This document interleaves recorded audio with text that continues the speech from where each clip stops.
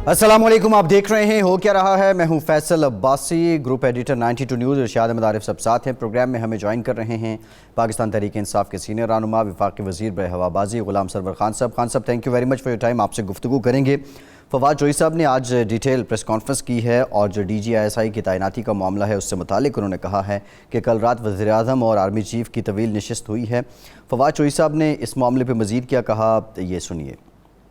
रात को वज़ीर आज़म साहब की और chief of army staff general कमर बाजवा की बहुत तवील नशिस्त हुई। पाकिस्तान के सिविल और मिलिट्री के दरमियान एक बहुत आइडियल ताल्लुकात हैं और नए DGISI की तकर्री के लिए जो कानूनी तरीका है वो इख्तियार किया जाएगा। उसके ऊपर भी दोनों का इत्तफाक राय है। दूसरी जानिब काबीना का इजलास भी हुआ है। MQM और इत्तेहादियों की जानिब से इंतखाबी इस्लाहात को लेकर एतमाद में न लेने का शिकवा किया गया और ये भी कहा गया MQM की जानिब से, अमीनुल हक ने कहा कि ऐसे तो चलना मुश्किल हो जाएगा। इससे मुतालिक भी बात करेंगे। आज 12 अक्टूबर है। 12 अक्टूबर 1999 से लेके 12 अक्टूबर 2021 तक किसने क्या सीखा, इस पर भी ज़रा मुफस्सल बात होगी। बलूचिस्तान की सियासत का जिक्र भी होगा और PDM की बात भी करेंगे इरशाद साहब। लेकिन मोस्ट इंपॉर्टेंट, क्या फवाद चौधरी साहब की स्टेटमेंट से वो अबहाम जो पिछले 4-5 दिनों से मौजूद है उसको तूल मिला है या कुछ कम हुआ है या ख़त्म हुआ है? एक तो मैं तो इसको अफसोसनाक ही कहूँगा कि सिविल मिलिट्री ताल्लुकात जितने मिसाली पिछले 3 साल में रहे हैं, सिर्फ हम 1990 में देखते हैं कि मियां नवाज शरीफ साहब और जो इदारे हैं दूसरे, उनके दरमियान बड़े कॉर्डियल और आइडियल किस्म के ताल्लुकात थे। उसके अलावा मैंने कम से कम बाद में नहीं देखा ऐसा कोई ना कोई सूरत हाल ऐसी होती रही है। तो ये जो एक हफ़्ता यानी पिछले बुध को DGISI के तकर्रुर का ऐलान हुआ और आज तक जिस तरह की अफवाहें, क्या साराइयाँ, मुख्तलिफ नोयत के तजिए सोशल मीडिया पर और रेगुलर मीडिया पर आए, ये ना होते तो अच्छा था। और ये क्यों हुए, उसमें कहीं ना कहीं किसी जगह पे कोताही भी हुई है और मैं समझूंगा कि बेहिकमती का लफ्ज़ इस्तेमाल करना चाहिए, हिकमत का फुकदान भी हुआ है। कि जो देखें, बुध के दिन हमने देखा कि वज़ीर-ए-आज़म कोर कमांडर कॉन्फ्रेंस के बाद वज़ीर-ए-आज़म और आर्मी चीफ़ के दरमियान मुलाकात हुई। उसके बाद तकर्रुर तबादले हुए फ़ौज में, जो मामूल की बात है।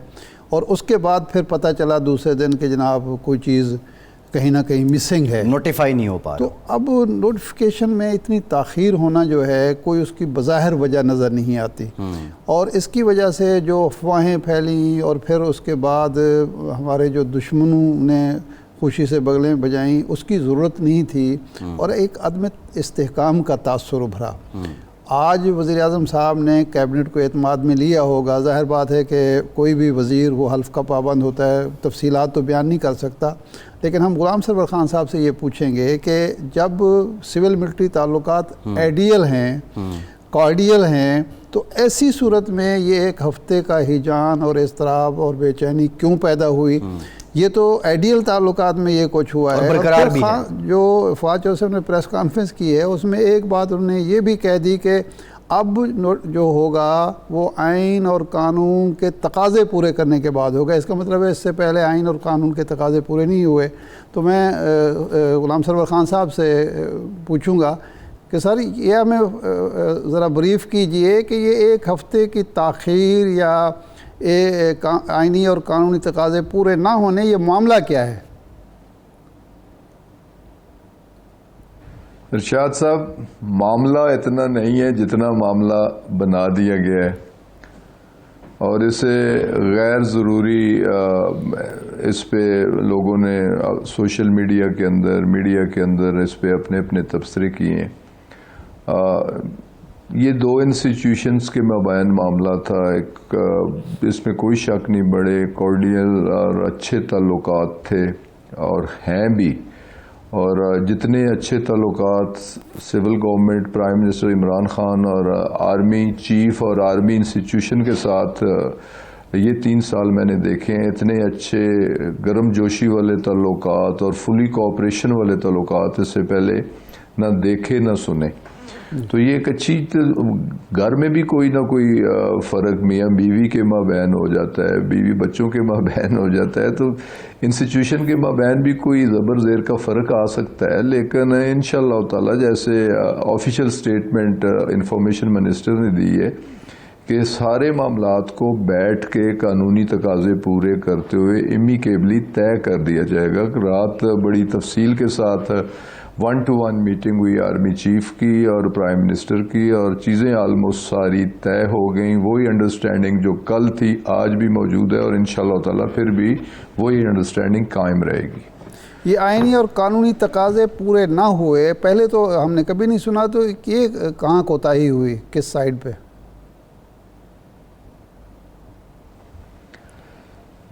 کوئی ایسی کوتاہی کسی سائڈ پہ نہیں ہے. کوئی بیس انڈرسٹینڈنگ بھی ہو سکتی ہے, کسی ایک نقطے پہ کسی ایک فریق کا اختلاف بھی ہو سکتا ہے, اپنا نقطہ نظر بھی ہو سکتا ہے, اور اس نقطہ نظر کی وجہ سے چیزیں ڈیسائیڈ ہونے میں تھوڑی ڈیلے بھی ہو سکتی ہے. لیکن دیر آید ضرور, لیکن درست آید انشاءاللہ تعالی. تو یہ ایم کیو ایم کو کیا ریزرویشن ہے آپ کی جو اصلاحات ہیں, ای وی ایم مشین ہے, سارے معاملات میں ان کی ریزرویشنز کیا ہیں؟ کیا وہ سسٹم جو آپ لانا چاہتے ہیں اس کے حوالے سے ریزرویشن ہے, یا جو طریقہ کار اپنا رہے ہیں آپ اپوزیشن کو اعتماد میں لیے بغیر, اس پر کوئی ان کے تحفظات ہیں؟ کسی قسم کی کوئی تحفظات نہیں جی. جنرلی بات ہوئی کہ ہر ایشو پہ کولیشن پارٹنر کو اعتماد میں لینا چاہیے. تو الیکشن ریفارمز کے حوالے سے یا ای وی ایم مشینز کے حوالے سے یہ تو منسٹری آف آئی ٹی اور اس کے روئے رواں ہیں اب ہمارے جو منسٹر امین الحق صاحب, تو وہ ہر ایشو میں, ہر مشورے میں, ہر فیصلے میں وہ پیش رہے ہیں. تو ایسی کوئی بات نہیں ہے. انہوں نے تو جنرلی بات کی کہ ڈفرینٹ ایشوز آتے ہیں, تو ان ایشوز میں اگر کولیشن پارٹنر کو بھی اعتماد میں لے لیا جائے تو اچھی بات ہے. تو پرائم منسٹر نے بڑے واشگاف الفاظ میں کہا کہ جتنے بھی ایشوز ہیں جو ڈسکس ہوتے ہیں ان میں ایم کیو ایم کی نمائندگی ہمارے لا منسٹر کرتے ہیں, تو ہر میٹنگ میں وہ موجود ہوتے ہیں. تو ایم کیو ایم کی بھرپور نمائندگی موجود ہے, ان کی بھرپور پارٹیسپیشن ہوتی ہے, اور اپنی رائے وہ ٹھوک بجا کے اپنی رائے دیتے ہیں, اور ہم بیٹھ کے تو صلاح و مشورے کے ساتھ متفقہ فیصلے کرتے ہیں. فروغ نسیم صاحب کو ایم کیو ایم والے اپنا نمائندہ مانتے ہیں؟ دیکھیں نا, انہوں نے نامینیٹ کیا تو انہیں لا منسٹر بنایا گیا نا. اگر وہ انیشلی نامینیشن نہ ہوتی, اور آج بھی اگر وہ اپنی نامینیشن وڈرا کر لیتے ہیں, تو وہ لا منسٹر نہیں رہ سکتے. جیسے رد و بدل بھی ہوا وزارتوں میں, امین الحق صاحب نے بھی کسی کو ریپلیس کیا. تو یہ تو پارٹی کی سوابدید پہ ہے نا کہ اے کو نامینیٹ کرتی ہے, بی کو وڈرا کرتی ہے, تو یقیناً وہ ان کے نامنی ہیں, ان کی نمائندگی کر رہے ہیں. خان صاحب, یہ اتحادیوں کے ساتھ مسائل ہم دیکھ رہے ہیں آئے دن آئی جاتے ہیں, جب بجٹ آ رہا ہو, یہ ایک روایتی سیاست بھی ہے. خیر, پھر یہ جو ابھی ریسنٹ ایپیسوڈ چل رہا ہے بٹوین اسلام آباد اینڈ راولپنڈی, یہ بھی ایک چیز ہے جو تھوڑی اچنبے کی بات ہے.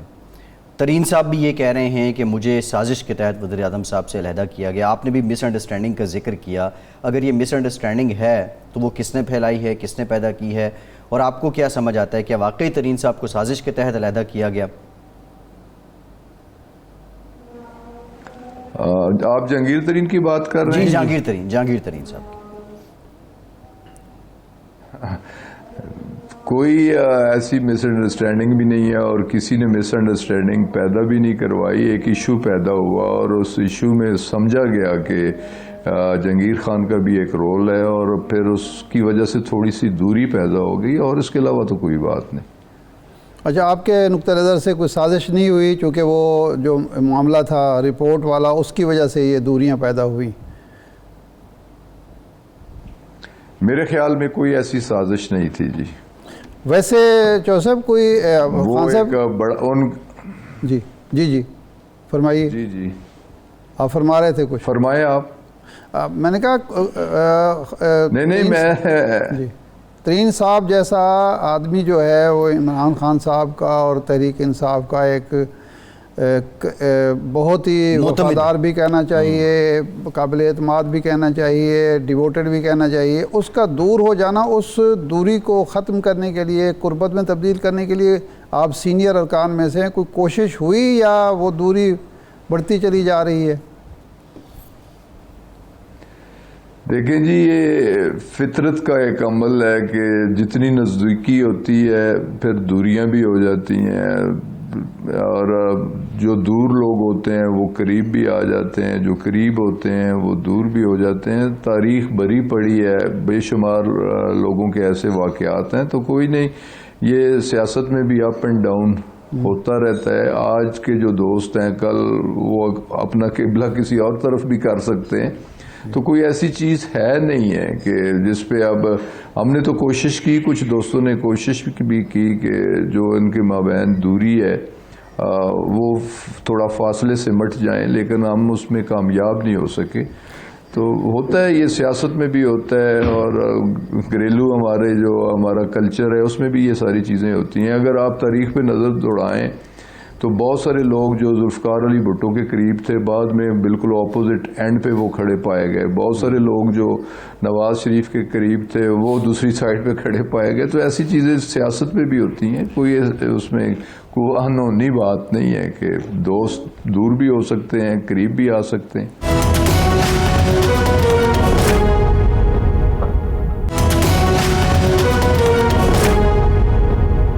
سن رہے ہیں کہ چودھری نثار علی خان صاحب تحریک انصاف میں آنے کے لیے پر تول رہے ہیں، اور کیا ہو سکتا ہے کہ نثار علی خان صاحب کی قربت، یہ جو وہ آتے ہیں پارٹی میں، قربت میں بدل جائے؟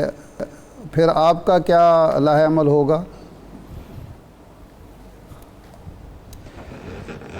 اس میں ارشاد صاحب، میں نے تو بڑا کھل کے اس پہ بات کی ہے، اور میں نے ایک پریس ریلیز بھی جاری کی ہے، ایک ٹی وی چینل پہ میں نے آدھے گھنٹے کا پروگرام بھی کیا ہے۔ اچھا۔ اور یہ ساری چیزیں خبروں ہی میں ہوتی ہیں کہ میرے ساتھ کسی لیول پہ بھی، پارٹی کے کسی فورم پہ، کسی لیول پہ اس سلسلے میں بات ہی نہیں ہوئی۔ جی۔ اور یہ ساری باتیں دیکھیں نا، میڈیا کے ذریعے ہی چل رہی ہیں۔ میڈیا میں تو 2017 میں بھی چلتی رہیں، پھر 2018 کے الیکشن بھی ہو گئے، وہ نہ آئے، پھر 2018 کے بعد وہ ایک پروونشل سیٹ جیتے، پھر میڈیا ہی انہیں چیف منسٹر بھی بناتا رہا، اور پتہ نہیں کیا کیا میڈیا کی اسپیکولیشنز چلتی رہیں۔ تو بس یہ بھی میڈیا کی حد تک ہے کہ میڈیا ایک ایسے شخص کو امپورٹنس دیتا ہے کہ جس کے غبارے سے پہلے ہی ہوا نکل چکی ہے۔ تو مجھے یہ سمجھ نہیں آتی، سو فار تو کسی فورم پہ، کسی لیول پہ ایسی کوئی بات ہوئی بھی نہیں، ماس ہوا ہے کہ میڈیا میں کچھ دوستوں نے ضرور اس پہ بات کی، اور میں نے اس کی کھل کے تردید بھی کر دی کہ نہ کوئی آ رہا ہے اور نہ میں کہیں جا رہا ہوں۔ نہیں، آپ کے جانے کی تو خیر بات ہم کر ہی نہیں رہے، میں تو یہ کہہ رہا ہوں کہ چونکہ آپ کے امرنٹ ہے، کیونکہ انہوں نے ایک مشاورت کی ہے کچھ دوستوں سے۔ نہیں، میڈیا نے تو یہاں تک کہہ دیا نا کہ میں مسلم لیگ نواز میں جا رہا ہوں۔ میڈیا نے تو یہاں تک کہہ دیا، میں نے اس لیے یہ لفظ استعمال کیا۔ جی۔ نہیں، اگر وہ آپ پارٹی میں آ جاتے ہیں تو آپ کو کوئی مسئلہ نہیں ہے، پرابلم نہیں ہے ان سے؟ دیکھیں نا، پارٹی بھی ایک ٹرین کی طرح ہے، جمہوریت بھی ایک بس کی طرح، ایک سواری کی طرح ہے، پیسنجر آتے بھی ہیں، پیسنجر جاتے بھی ہیں، تو کسی کے آنے جانے سے پارٹیوں کو فرق نہیں پڑتا۔ خان صاحب کو بھی فرق نہیں پڑتا، انڈیپینڈنٹ حلقے پارٹیوں میں لوگ آتے جاتے۔ نہیں، فرق لازمی پڑتا ہے، بندہ کہے کہ کوئی فرق نہیں پڑتا، لیکن میں پارٹی کے ساتھ ہوں، اور پارٹی میں اس قسم کی کوئی ڈسکشن بھی نہیں ہے اور کوئی اس قسم کی سوچ بھی نہیں ہے۔ صحیح۔ اچھا سر، یہ جو نیب کا معاملہ ہے، مخالفین یہ کہتے ہیں کہ نیب کے پٹ دیے گئے ہیں، 2 دانت تھے، وہ دونوں ان کے نکال لیے گئے ہیں۔ اب نیب کے حوالے سے اور احتساب کے حوالے سے جو خان صاحب کا نیریٹو تھا وہ ختم ہو گیا ہے۔ نیب اب صرف پرانے کیسز ہی دیکھ سکتی ہے اور وہ مخالفین کے کیس ہیں۔ تو آپ کے خیال میں یہ جو اصلاحات آپ لا رہے ہیں، جو آرڈیننس آپ کا آیا ہے حکومت کی طرف سے، یہ سفیشینٹ ہے اور نیب کو اتنا ہی دانتوں کے بغیر ہونا چاہیے تھا؟ دیکھیں جی اس ایشو پہ تو بہت پہلے 1.5 سال پہلے بھی حکومت اور اپوزیشن کے مابین گفت و شنید تھی اور کافی ڈسکشن بھی رہی، اور اس میں اپوزیشن نے 34 پوائنٹس دیے جن پہ وہ امینڈمنٹس چاہ رہے تھے، اور جس سے پرائم منسٹر نے ایگری نہیں کیا۔ تو اپوزیشن بھی یہ چاہ رہی تھی کہ اس میں کچھ امینڈمنٹس ہونی چاہیے، اور وہ کچھ غیر ضروری امینڈمنٹس بھی کروانا چاہ رہے تھے جس سے ڈائریکٹلی اپوزیشن کو ریلیف مل رہا تھا۔ لیکن اس میں ایز سچ جو ریلیف کی بات کی گئی ہے، کوئی بیوروکریسی، ایک خوف ہے، ایک ڈر ہے، وہ کوئی کام کرنے کے لیے تیار نہیں تھی، اور ہچکچاہٹ بہت زیادہ تھی، تو پروسیجرل میٹرز پہ بھی ان کی پوچھ گچھ شروع ہو جاتی تھی اور ان کے خلاف کیسز بن جاتے تھے، تو ان کی ایگزیمپشن ہوئی ہے۔ اور وہ لوگ جو پبلک آفس نہیں رکھتے، آفس بیرر نہیں ہیں اور پرائیویٹ آدمی ہیں، اس کے کوئی ٹیکسیشن کے معاملات ہیں، کوئی فائنینشیل ایشوز ہیں، وہ FBR دیکھے گا یا جو ریلیونٹ ادارے ہیں وہ دیکھیں گے۔ تو کاروباری طبقے کو اور بیوروکریٹس کو پروسیجرل میٹرز پہ اس میں ایگزیمپشن دی گئی ہے، اور کوئی یہ حالات اور وقت کا تقاضا بھی تھا کہ ملک میں کاروبار بھی ہونا چاہیے، اور کاروبار کے ساتھ ساتھ بیوروکریسی کو ایک بولڈ ڈیسیژن بھی کرنے چاہیے تاکہ چیزیں آگے بڑھیں۔ تو یہ ضروری تھا یہ امینڈمنٹس اور اس کے لیے آرڈیننس جاری کرنا، اور یہ صلاح و مشورے کے بعد یہ آرڈیننس جاری کیا گیا، اور یہ کسی کے حق یا کسی کے خلاف نہیں ہوا کہ نیب اب بھی جو ذمہ دار ہوگا، جس کے پاس پبلک آفس ہوگا، وہ اکاؤنٹیبل بھی ہوگا۔ جی تو ٹھیک ہے، اس کا مطلب ٹھیک ہے، خان صاحب سے بات کرتے ہیں ارشاد۔ ایک بنیادی سوال یہ بھی ہے، اب خان صاحب جیسے جو سیاستدان ہیں، ابھی آپ چوئی صاحب کی بات بھی کر رہے تھے، دو حلقے بھی جیت کر آتے ہیں خان صاحب، اور خان صاحب کا عوام میں بڑی گرپ بھی ہے، لیکن خان صاحب سے میں جاننا یہ چاہ رہا ہوں خان صاحب کہ اب یہ جو مہنگائی ہے، تاریخی مہنگائی ہے، بے روزگاری بھی بڑی ہے، آپ ایک عوامی شخصیت ہیں، جب آپ اپنے حلقے کے لوگوں میں جاتے ہیں، لوگ شکوہ تو کرتے ہوں گے، لیکن کیا وہاں پہ کیا ہے جو آپ عوام کے سامنے رکھتے ہیں اپنے حکومت کے کریڈٹ پہ، کہ بظاہر تو کہا جاتا ہے کہ پچھلا گند صاف کیا جا رہا ہے، لیکن ایسا کوئی کارنامہ اس حکومت کا جو آپ اپنے حلقے کے عوام کے سامنے رکھتے ہوں کہ سب اچھا ہو جائے گا؟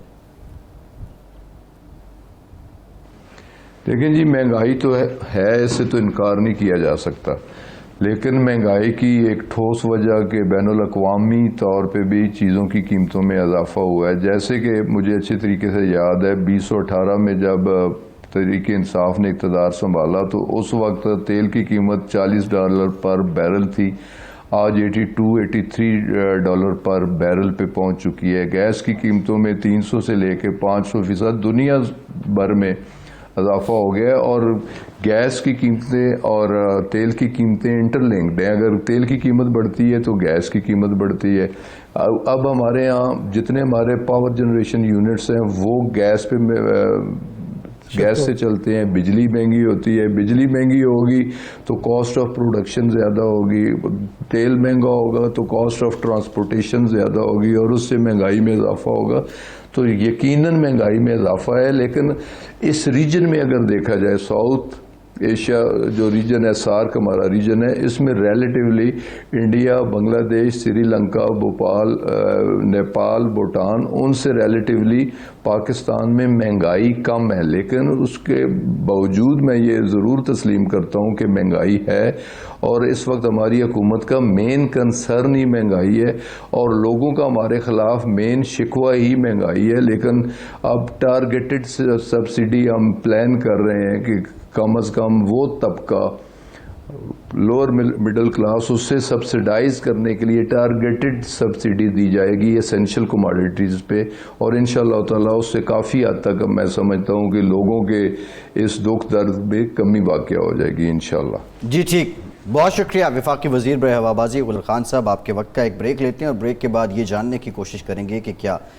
18 اکتوبر کے اجلاس میں PDM پیپلز پارٹی کو واپس لانے کا کوئی رستہ ڈھونڈ رہی ہے؟ ہمارے ساتھ رہیے۔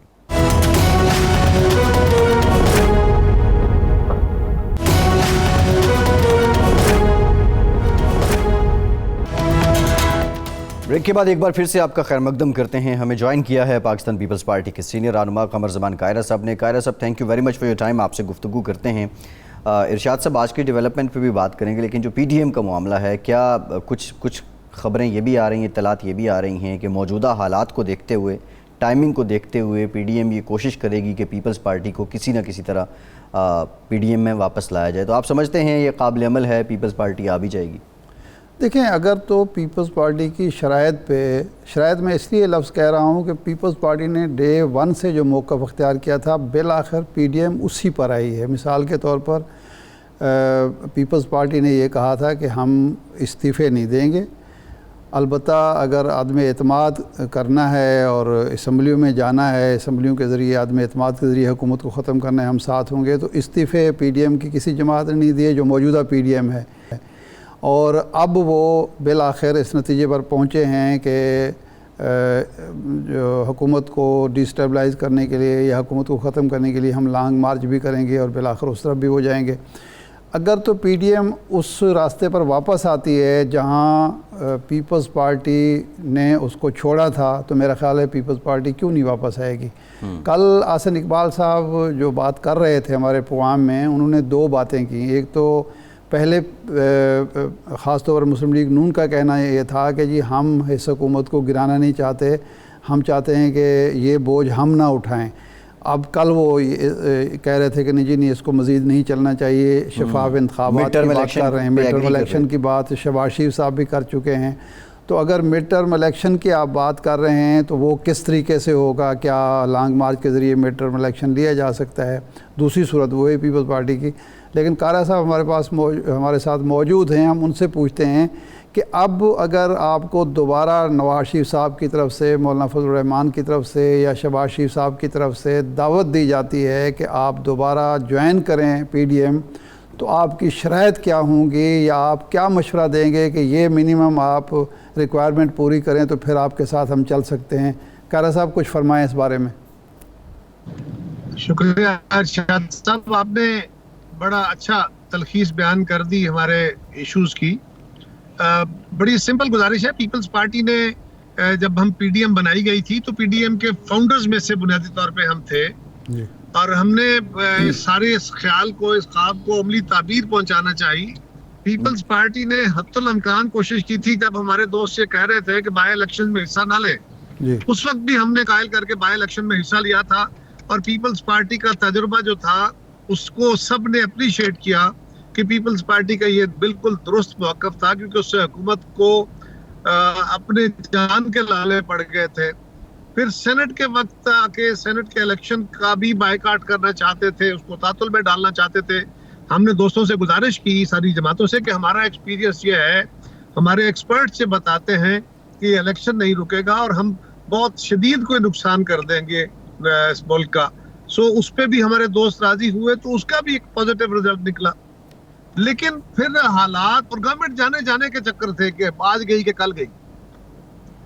اب سوال یہ ہے کہ ہمارے دوستوں کو پتہ نہیں کیا جلد بازی ہو گئی کہ انہوں نے فوری طور پہ پیپلز پارٹی سے جان چھڑانا چاہیے، جس معاملے میں انہوں نے ہمیں مورد الزام ٹھہرا کے کہ ہم نے جی وہ بلوچستان عوامی پارٹی سے ووٹ لے لیے ہیں، وہ گناہ کر بیٹھے تھے ہم۔ آج مولانا فضل الرحمان صاحب جو پی ڈی ایم کے، اب تو خیر پی ڈی ایم نہیں رہا لیکن وہ سربراہ ہیں، وہ آج ان کی جماعت اسی جماعت کے لوگوں کے ساتھ مل کے بلوچستان میں ایک عدم اعتماد کی تحریک لانے کی بات کر رہی ہے اور حکومت کو ٹف ٹائم دینے کی بات کر رہی ہے۔ لیکن ہم آج بھی سمجھتے ہیں کہ وہ ہمارے دوستوں نے غلط کیا، اس سے حکومت کو فائدہ ہوا۔ اب بھی ہمارا سمپل ایشو یہ ہے کہ جس طریقے سے ہماری توہین کی گئی تھی، یہ ایک بڑا نامناسب طریقہ تھا کہ ایک جماعت کو شوکاز نوٹس کر دیا جائے۔ کسی کو یہ اختیار اور حق نہیں تھا، نہ ہمارے مینیفیسٹو میں یا جو ہماری انڈرسٹینڈنگ تھی اس میں ایسا کوئی وجود تھا۔ تو پالیٹکس میں ایک دوسرے کی رسپیکٹ بنیادی ایشو ہے، تو پیپلز پارٹی سے معذرت کی جائے، وہ شوکاز واپس لیا جائے، اور اے این پی نے جو اصولی موقف اختیار کرتے ہوئے وہ بھی الگ ہوئے تھے، ان کو واپس لیا جائے، تو پیپلز پارٹی بالکل حکومت کے ہر ہتھ کنڈے کو روکنا، اس ملک کے لوگوں کو آزاد کرانا تاکہ اس حکومت کے شکنجے سے نکلیں اور جو زندگی میں تلخیاں بھری گئی ہیں اسے جان چھوٹ سکے۔ قائرہ صاحب، یہ جو اس وقت موو دوبارہ ہوئی کہ یہ لانگ مارچ ہوگا، جلسے ہوں گے، حکومت کو گرانے کی کوشش کی جائے گی، اس کے پیچھے وہ جو اسلام آباد میں تقرر تبادلے ہوئے، یہ بھی کوئی ہے اس پس منظر میں؟ یا کوئی اور معاملہ ہے؟ کیونکہ 6 مہینے گزرے ہیں سارے جو تفریق ہوئی، علیحدگی ہوئی، تو 6 مہینے کے بعد ایسی کون سی جوہری تبدیلی آئی ہے کہ جس کی وجہ سے پی ڈی ایم کو آپ کی ضرورت پڑ رہی ہے یا حکومت کو گرانے کی ضرورت پڑ رہی ہے؟ دیکھیے میرا نہیں خیال جی ارشاد صاحب اس میں کوئی ایسی صورتحال ہے. جب یہ تبادلے ہوئے اس سے پہلے اپوزیشن کی جماعتیں جو اختلاف ہوا تھا اس پہ بعد میں وہ اکٹھا ہونا شروع ہوئے. جلسہ شاید اس کے بعد رکھا گیا ہے، مجھے ایگزیکٹلی ڈیٹ کا نہیں پتا، لیکن اس سے پہلے آپس میں مشاورتی عمل جاری تھا اپوزیشن کی جماعتوں کا، ماسوائے پیپلز پارٹی اور ANP جو پی ڈی ایم تھی صاحب کا، ان کے آپس میں مشاورت جاری تھی. اب ہمارے ملک کے اندر بہرحال یہ چیزیں بڑی میٹر کرتی ہیں، پرسپشن بڑا میٹر کرتا ہے. جس طرف آپ نے اشارہ فرمایا ہے، نکالنے والے اور لانے والے تو دور کی کوڑیاں بھی لائیں گے، لیکن میں سمجھتا ہوں کہ اپوزیشن کو پیپلز پارٹی کے اس موقف کی سمجھ آ گئی کہ جب تک ہم اس حکومت کو چلتا نہیں کریں گے کہ کیا ممکن ہے، کس طرح ممکن ہے کہ اس حکومت سے جان چھوٹے اور ایک فیئر اینڈ فری الیکشن کا انعقاد ہو سکے. قاہرہ صاحب، اگر 3 سال گزرنے کے بعد حکومت کو چلتا کرنا ہے تو کیا یہ کے لیے فائدہ مند نہیں ہے کہ وہ انگلی کٹوا کے شہیدوں میں نام آ جائے گا؟ تو وہ جو بات ہم کہہ رہے تھے کہ اس حکومت کو جلد چلتا کرے اور پھر اتفاق رائے سے، ساری پارلیمان کے اتفاق رائے سے الیکٹورل ریفارمز کریں اور ملک کے اندر آزادانہ انتخاب کی بنیاد ڈالی جائے. یہ آج پھر ہمارے دوستوں کو ہمارا وہ مشورہ یاد آیا ہوگا، اور بہتر طریقہ بھی یہی ہے کہ ان کو اسمبلیوں میں فارغ کر کے اس کے بعد وہ لیجسلیشن ضروری ہے. یہ حکومت خود تو گرائیں گے نہیں، اور ادروائز کون سا ذریعہ ہے حکومت گرانے کا؟ تو ہمارے اگر ہم اس کو عدم اعتماد کر کے حکومت کو فارغ کر دیتے، یہ کام 6 مہینے پہلے بھی ہو سکتا تھا اگر ہمارے دوست جلد بازی میں نہ پڑ جاتے یا کسی بھاؤ میں نہ پڑتے. ان کو ان کی اپنی پوزیشن میں پش بیک ہی کیا جا سکتا ہے، اور یہی ایک مناسب طریقہ ہے. قاہرہ صاحب، آپ کے دوست یہ کہتے ہیں کہ جو چیئرمین سینٹ کے الیکشن میں ہوا اور جس طریقے سے جو نتائج برآمد ہوئے آپ کی خواہشات کے برعکس، تو کیا اس کے بعد ہم حکومت کو گرانے کی پوزیشن میں ہیں؟ ارشاد صاحب، اگر وہ ممکن نہیں ہے تو یہ کس طرح ممکن ہوگا کہ ہم اگر استعفے دے دیں؟ اور یہ بات آپ نے پوچھی تھی، یہ بار بار میٹنگز میں بھی پوچھی تھی، آج پھر آپ کے پروگرام میں، کیونکہ سوال وہی ہے، جواب بھی وہی ہے کہ اگر ہم استعفے دے دیتے ہیں اور وہ حکومت نہیں گراتے. میاں صاحب کا خود پی ٹی آئی کے استعفے لے کے کوئی 8-9 مہینے 10 مہینے انہوں نے رکھے تھے اور پارلیمنٹ چلتی رہی تھی. اگر وہ بھی چلاتے جاتے ہیں تو ہم کیا کر لیں گے پھر؟ ادروائز آپ بہت بہتر جانتے ہیں کہ بہت ساری قوتیں ان کے ساتھ اس وقت اس صورتحال میں وہ ایک کیوس کریٹ نہیں کرانا چاہتے. تو اگر ہم اس ساری صورتحال کو دیکھ کے آئیں تو پھر کیا طریقہ ہوگا کہ یہ پارلیمان خود گر جائے گی، کوئی اور طاقت اس کو گرائے گی؟ دونوں صورتوں میں غلط ہوگا. تو ہمیں سمجھنے کی ضرورت ہے کہ اگر ہم اس پارلیمان کو اس طریقے سے گرا کے الیکشن کی بنیاد نہیں رکھتے تو یہ پاسبل نہیں ہوگا ہمارے لیے کہ ہم اس کسی بھی طرح اس حکومت کو چلتا کر سکیں، اس سے الیکشن کی توقع کر سکیں. کیسے کرے گی حکومت؟ قاہرہ صاحب، یہ جو نیب آرڈیننس آیا ہے، آپ کا بھی مطالبہ تھا کہ نیب کے آرڈیننس میں یا قانون میں تبدیلیاں ہونی چاہیے، چیئرمین کے اختیارات کم ہونے چاہیے. مسلم لیگ نون کا بھی یہ مطالبہ تھا. اب جب وہ آرڈیننس لائیں تو آپ مخالفت کر رہے ہیں. آپ کے تو حق میں یہ بات جاتی ہے کہ اس کو منظور کریں تاکہ آئندہ جو احتساب کا عمل ہے وہ شفاف بھی ہو اور آپ وکٹم نہ ہوں.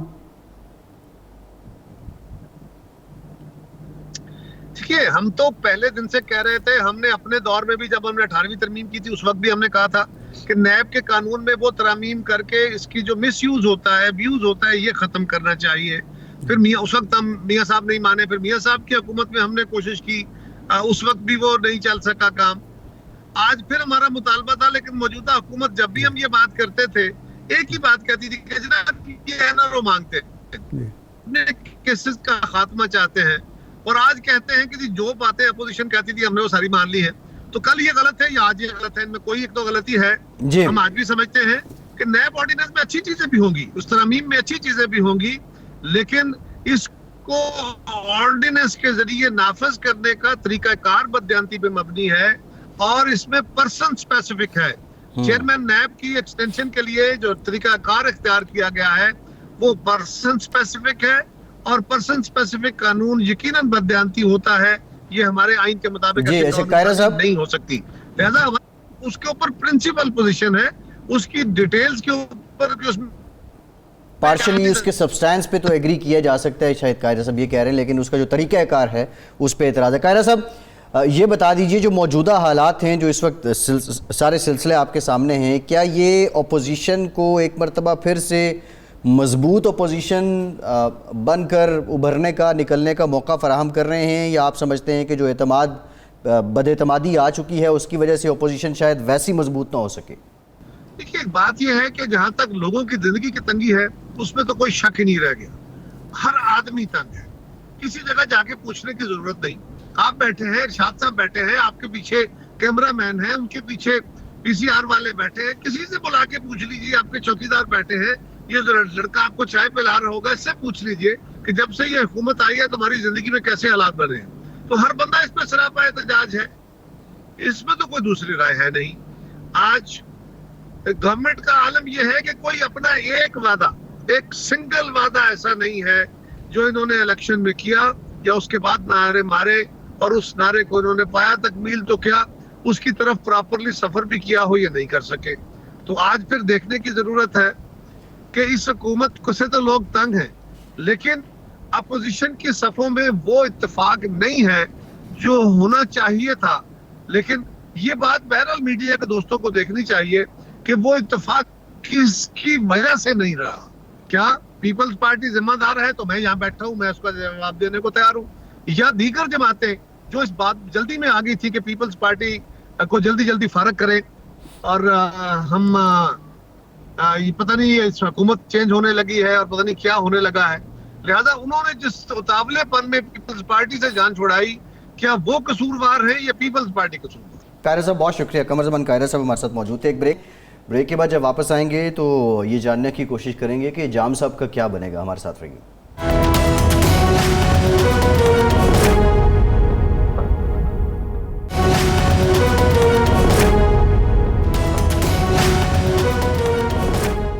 بریک کے بعد ایک بار پھر سے آپ کو خوش آمدید کہیں گے۔ ارشاد صاحب بلوچستان میں تحریک عدم اعتماد جو ہے وہ جمع کروا دی گئی ہے، اب ظاہر ہے معاملہ جائے گا اسمبلی میں۔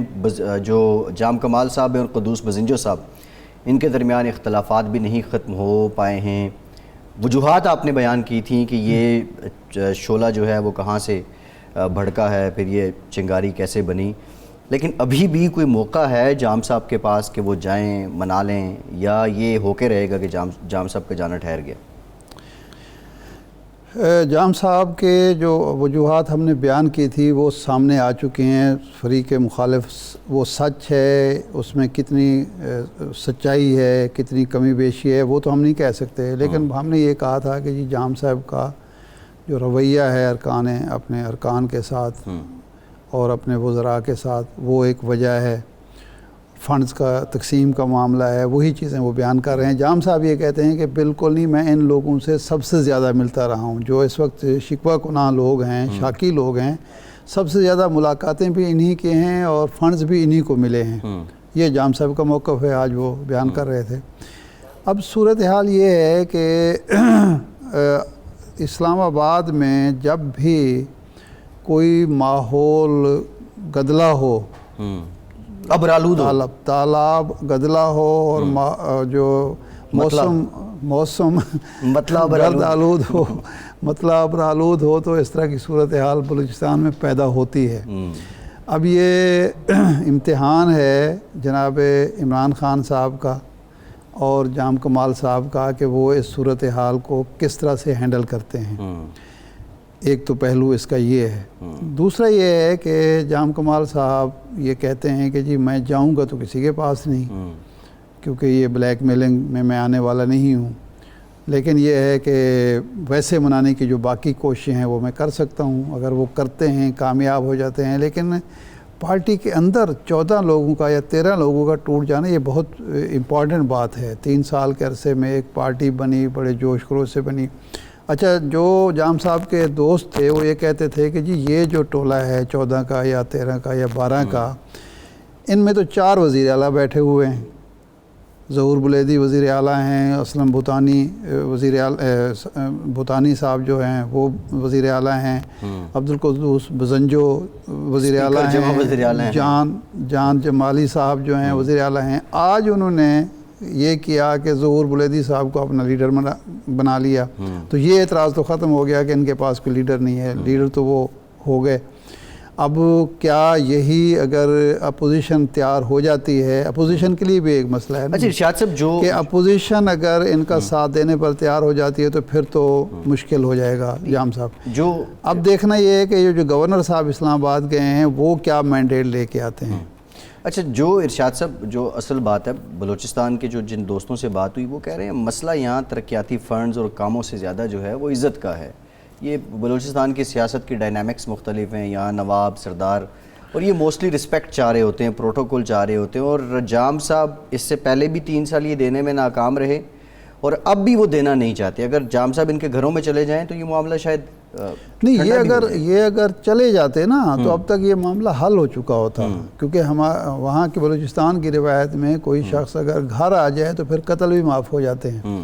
لیکن وہ جام صاحب بھی بہرحال نواب ہیں نا، تو انہوں نے مناسب نہیں سمجھا. ان کی اپنی ریزرویشن ہوں گی کہ جانے سے کیا ہوگا. اگر انہیں یہ پتہ ہے کہ معاملہ اس طرح سے بھی حل نہیں ہوگا تو پھر ظاہر بات ہے انہوں نے نہیں جانا تھا.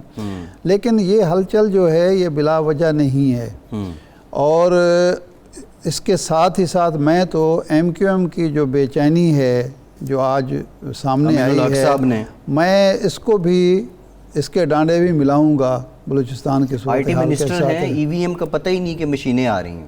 یعنی عجیب سی بات ہے نا کہ ایک آئی ٹی منسٹر ہے، اس کی یہ ہے شعبہ ہے، اصل اختیار ہے اس کا شعبے کو علم نہیں ہے، اور سائنس اور ٹیکنالوجی کی منسٹری جو ہے وہ اے وی ایم مشینیں تیار کر رہی ہے یا خرید رہی ہے یا اس کا وہ کر رہی ہے. یہ عجیب صورت ہے. خود یہ اصلاحات کے ایشو جو ہے نا جی، انتخابی اصلاحات کا، ہم پہلے بھی کہتے رہے ہیں کہ جب تک آپ اپوزیشن کو اعتماد میں نہیں لیں گے اس وقت تک ان اصلاحات کا کوئی فائدہ نہیں ہے. اچھا سپوز آپ یہ سارا کچھ کر لیتے ہیں، الیکشن ہونے ہیں، الیکشن کے بعد اگر اس پر تنازع کھڑا ہو جاتا ہے ان مشینوں کے باوجود، ان اصلاحات کے باوجود، تو اس کا حل کس کے پاس ہوگا؟ شفافیت تو نہیں ہوگی، شفافیت نہیں ہوگی، تنازع پھر کھڑا ہو جائے گا. اس لیے حکومت کو کسی بھی سلسلے میں ضد اور ہٹ درمی سے کام نہیں لینا چاہیے. میں اکثر کہا کرتا ہوں کہ حکومت بنتی اکثریت سے ہے اور چلتی حکمت سے ہے. آپ کو حکمت کا مظاہرہ کرنا چاہیے. یہ جو ایک ہفتے سے جس بحران کا لفظ نہ استعمال کریں، ہمارے دوست ناراض ہوں گے، کہ ایک آپ نے بے حکمتی تو کہیں نہ کہیں نظر آتی ہے کسی نہ کسی سطح پہ، کہ ایک معاملہ جو مل بیٹھ کر چند گھنٹے میں حل کرنے والا تھا اس پہ آپ نے ایک ہفتہ لگا دیا. اور آج بھی جب آپ نے رات ملاقات بھی ہو گئی، آپ نے خوشیاں بھی لیں، آپ نے کہہ بھی دیا کہ آئیڈیل تعلقات ہیں، اور کیبنٹ میٹنگ بھی ہو گئی، جو اس کی فارمیلٹیز تھیں وہ بھی طے ہو گئیں، تو نوٹیفیکیشن ابھی بھی نہیں آیا. ارشاد اس سے آپ کیا حاصل کرنا حکمت چاہتے کا ہیں؟ ذکر کیا. اب حکمت بنیادی طور پہ حکیم سے ہے. یہ جو پی ٹی آئی کے حکیم ہیں جو مشورے دیتے ہیں، کیا وہ ان کی سن نہیں رہے وزیر اعظم صاحب، یا وہ مشورہ ہی اسی طرح کا دے رہے ہیں؟ نہیں، لگتا یوں ہے ہمارے ہاں جب بھی کوئی شخص منتخب ہو کے آتا ہے اس کو بلا وجہ کا یہ زوم ہو جاتا ہے کہ منتخب ہونے کا مطلب ہے میں بادشاہ بن گیا ہوں اور شاہی اختیارات میرے پاس آ گئے ہیں. اسلم بیگ صاحب آرمی چیف تھے، محترمہ بے نظیر بھٹو وزیر اعظم بنی. انہوں نے اپنے اے ڈی سی تھے یا ملٹری سیکرٹری تھے، ان سے پوچھا کہ تمہارا کیا رینک ہے؟ اس نے بتایا کہ کرنل ہوں یا میجر لیفٹنٹ بریگیڈیئر ہوں، جو بھی رینک بتایا. تو انہوں نے کہا نہیں، تمہیں تو اگلے رینک میں ہونا چاہیے. انہوں نے کہا جی ہمارا ایک طریقہ کار ہے. وزیر اعظم نے بے نظیر بھٹو نے وزیر اعظم نے کہا کہ تمہیں تو اگلے رینک میں ہونا چاہیے، تم تو بڑے قابل آدمی ہو. اس نے کہا جی ہمارا ایک طریقہ کار ہے، فوج کا بورڈ ہوتا ہے، اس میں میں ہو جاؤں گا تو ہو جاؤں گا. کہتے نہیں میں آپ کو پرائم منسٹر بنا رہی ہوں، تو پروموشن کروا رہی ہوں، میں آپ کو میں آپ کو اگلے رینک میں پروموٹ کر رہی ہوں. تو اس نے کہا جی یہ آرمی چیف نے کرنا ہوتا ہے. اس نے کہا بات ہو جائے گی. انہوں نے آرمی چیف سے بات کی اسلم بیگ صاحب سے. دوسرے دن اسلم بیگ صاحب گئے, انہوں نے ریکویسٹ کی کہ جناب یہ طریقہ کار نہیں ہوتا ہمارے ہاں پروموشن کا, یہی تو سول اداروں کے مسائل ہیں کہ وہاں ومز پہ اور خواہشات پہ فیصلے ہوتے ہیں, پروموشن ہوتی ہے, تقرر ہوتے ہیں, تبادلے ہوتے ہیں. ہمارے ہاں ایسا نہیں ہوتا, ہمارا ایک سسٹم ہے. انہوں نے کہا میں نے تو اب کر دیا ہے, میں پرائم منسٹر ہوں, مجھے اس وقت جو 15 کروڑ عوام ہیں, 13 کروڑ عوام ہیں, انہوں نے مجھے ووٹ دیا ہے, تو میں یہ بھی نہیں کر سکتی, میرا یہ بھی اختیار نہیں ہے. تو انہوں نے کہا محترمہ یہ نہیں ہو سکتا. بہرحال انہوں نے اس کا حل یہ نکالا کہ جب اگلا بورڈ ہوا تو اس میں اس کو بھیج دیا اور اس کو پروموٹ ہو گیا. لیکن اس کا کیریئر ختم ہو گیا کیونکہ شولڈر پروموشن ہوئی, باقی چیزیں وہ پوری نہیں کرتی. شولڈر پروموشن ہو کے اگلے فارغ ہو گئے وہ. تو یہ جو رویہ ہے جو حکمرانوں کو بتایا جاتا ہے, کہا جاتا ہے, سکھایا جاتا ہے, یا تو آپ اس حد تک آپ جانا چاہتے ہیں تو آپ کی پرفارمنس سول اداروں میں ایسی ہونی چاہیے کہ آپ اپنے سول اداروں کو, اپنی پولیس کو, اپنی بیوروکریسی کو اس سطح پہ لے جائیں, ان کا سسٹم ایسا ہو جس طرح ان کا ہے کہ وہاں سیاسی مداخلت نہیں ہوتی. یہ تو فیکٹ ہے نا کہ وہاں سیاسی مداخلت نہیں ہوتی. اور یہ ہمارا ادارہ جو ہے اس وقت باوقار ادارہ یا مضبوط ادارہ اسی بیس پہ ہے کہ وہاں تقرر تبادلے سیاسی مداخلت کی بنیاد پر نہیں ہوتی. آپ نے سول اداروں کو, پولیس کو آپ ایسا کیوں نہیں بناتے؟ ٹھیک ہے ارشاد صاحب, پروگرام کا وقت ختم ہو. شکریہ آپ کا, آج کے پروگرام سے اتنا ہی.